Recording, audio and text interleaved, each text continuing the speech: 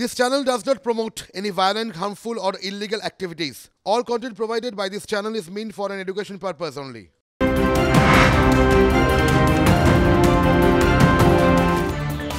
যে কথা বলছিলাম, সকাল 8টা মানে আমাদের সহকর্মীরা স্পট থেকে যাবতীয় খবরের আপডেট আপনাদের ঘরে পৌঁছে দেন। কোন কোন সহকর্মী এই মুহূর্তে আমাদের সঙ্গে রয়েছেন চট করে দেখে নিই। আমাদের সঙ্গে রয়েছেন আমাদের সহকর্মী সায়ন্ত এবং কনিষ্ক। যাব একে একে। তৃণমূলে নবীন প্রবীণ দ্বন্দ্ব চরমে। দলের প্রতিষ্ঠা দিবসের দিনভর বিবৃতির লড়াই আমরা দেখেছি। টিম অভিষেকের পক্ষে জোর সওয়াল করেছেন কুণাল ঘোষ। সংগঠনের হ্রাস নিয়েই কি মূল দ্বন্দ্ব? মমতার মুখেই ভরসা প্রবীণদের। দলে অভিষেকের আরও গুরুত্ব দাবি করেছেন কুণাল। লোকসভা নির্বাচনের আগে দলে কি কোথাও গিয়ে শৃঙ্খলার অভাব হচ্ছে? কালীঘাটের বৈঠকে অভিষেককে কোন বার্তা মমতার? নজর থাকবে সেদিকে। তবে গতকাল তৃণমূল কংগ্রেসের প্রতিষ্ঠা দিবসে কোন নেতা কি বলেছেন দিনভর শোনাই পরপর। বাংলার মাটিতে দাঁড়িয়ে যে নির্বাচন আসছে, এই নির্বাচনে অভিষেক বন্দ্যোপাধ্যায় যদি লড়াই করে, নিশ্চিতভাবে আমার ধারণা তিনি লড়াইয়ের ময়দান থেকে পিছিয়ে যাবেন না। যদি লড়াই করে তাহলে মমতা বন্দ্যোপাধ্যায়কে সামনে রেখেই লড়াই করবে।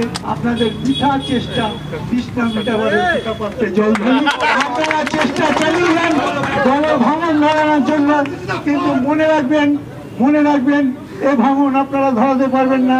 ঐক্যবদ্ধ নেত্রী যিনি আছেন মমতা বন্দ্যোপাধ্যায়, আমাদের সাধারণ সম্পাদক যিনি আছেন, একত্রিত লড়াই করে বাংলার বুক থেকে বিজেপিকে ঠেকিয়ে দেবে, এর প্রত্যাশা আমাদের আছে।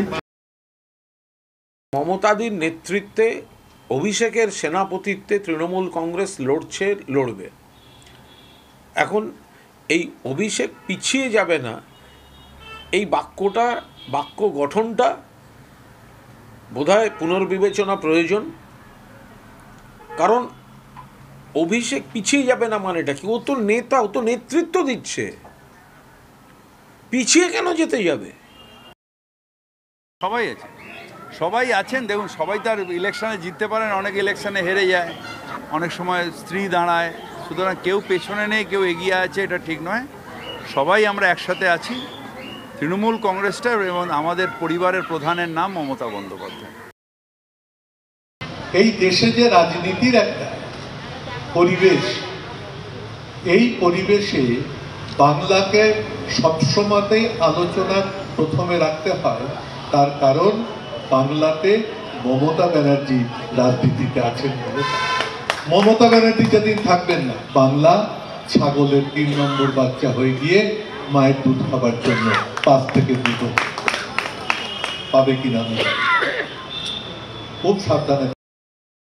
অকারণ প্রবীণ নবীন এসব না তুলে মমতাদি মাথার উপর আছে অভিষেককে তার পরের জায়গাটা সুস্থভাবে দলটা চালাতে দিন। মমতা ব্যানার্জির নাম ছাড়া একটা নাম বলুন তৃণমূলের ইতিহাসে ঘর বাড়ি ছেড়ে এতদিন রাস্তায় পড়েছিল, তাহলে তার কি অভিজ্ঞতা হলো, তার কি পরামর্শ, সেগুলো তো কাজে লাগানো উচিত। মমতাদি আর অভিষেকের মাঝখানে আমরা ঢুকছি বলে এই গন্ডগোলগুলো বাজছে। আর কয়েকজন হয় দিদির কাছে ভালো সাজা, নয় অভিষেকের কাছে ভালো সাজা, এই করতে গিয়ে জিনিসটা হচ্ছে। সায়ন্ত আমাদের সঙ্গে রয়েছেন, আমাদের সহকর্মী। সায়ন্ত, দেখো গতকাল নেতৃত্বরা যা বলেছেন একেবারে ইন্টেনশনালি বলেছেন, নইলে কেনই বা এতদিনকার পুরনো রাজনীতিবিদ সুব্রতবাবু বলতে যাবেন যদি কিন্তুর কথা, পিছিয়ে পড়ার কথা। কুণাল ঘোষ কেনই বা সুব্রত বক্সী কবে পুজোর সময় কি বলেছিলেন সেটা টেনে আনলেন? কেনই বা সুদীপ বন্দ্যোপাধ্যায় হঠাৎ করে দেশের রাজনৈতিক চর্চায় বাংলার অবস্থান প্রসঙ্গে বলতে গিয়ে বলবেন মমতা বন্দ্যোপাধ্যায় না থাকলে বাংলা হয়ে যাবে তৃতীয় সন্তান? আর কেনই বা কুণাল ঘোষ বলবেন অহেতুক আমরা মমতা আর অভিষেকের মধ্যে ঢুকে পড়ছি? মানে কেউই কিন্তু মুখ ফসকে বলে ফেলেননি। কেন, কি কারণে প্রকাশ্যে এই ধরনের কথা বলছেন এত বড় বড় নেতারা? দেখো শুভজিৎ, এই তৃণমূল দলের মধ্যে যে নবীন প্রবীণ যে এই বিতর্ক তৈরি হয়েছে তা কিন্তু উদ্দেশ্য প্রণোদিতভাবেই। কারণ কোনো উদ্দেশ্য না থাকলে কিন্তু এই ফাটলটা তৈরি করা হতো না। কোথাও এই নবীনের যারা রয়েছে, নবীন প্রজন্ম বা নবীন যুব যাকে বলা হচ্ছে, তারা কিন্তু কোথাও মনে করছে যে কিছু প্রবীণ রয়েছে যারা নিজেদের ক্ষমতাটাকে এখনও ধরে রাখার চেষ্টা করছে, যে কারণে এই নবীনরা উঠতে পারছে না।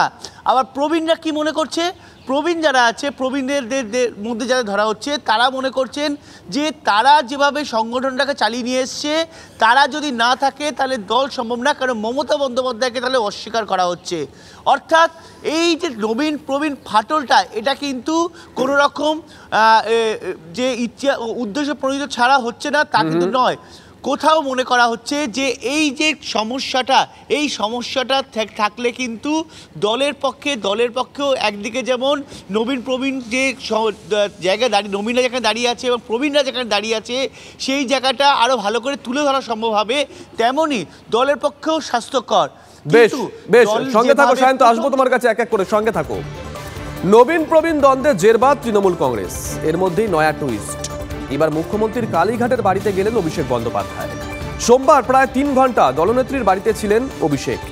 নেত্রীর সঙ্গে দেখা করে এলেন ফিরহাদ হাকিমও। জানা গেছে সোমবার সন্ধ্যায় বাড়ি আসবেন জানিয়ে রবিবারই মমতাকে ফোন করেন ফিরহাদ। মূলত পূর্ব কর্মসূচি ছিল পুরমন্ত্রীর। সূত্রের খবর, মমতা বন্দ্যোপাধ্যায়ের সঙ্গে ফিরহাদ হাকিমের বেশ কিছু বিষয়ে কথা হয়েছে। মুখ্যমন্ত্রী তাকে দলীয় কাজ এবং কলকাতা পুরসভার বিভিন্ন পরিষেবামূলক কাজ ঠিকমতো এগিয়ে নিয়ে যাওয়ার পরামর্শ দেন, এমনটাই সূত্রের খবর। গতকাল সকাল থেকে দলের নবীন প্রবীণ দ্বন্দ্ব ঘিরে তুলকালামের পর এই সাক্ষাৎ ঘিরে জল্পনা তুঙ্গে। তবে কি দ্বন্দ্ব মেটাতে মমতাই ভরসা? প্রশ্ন রাজনৈতিক মহলে।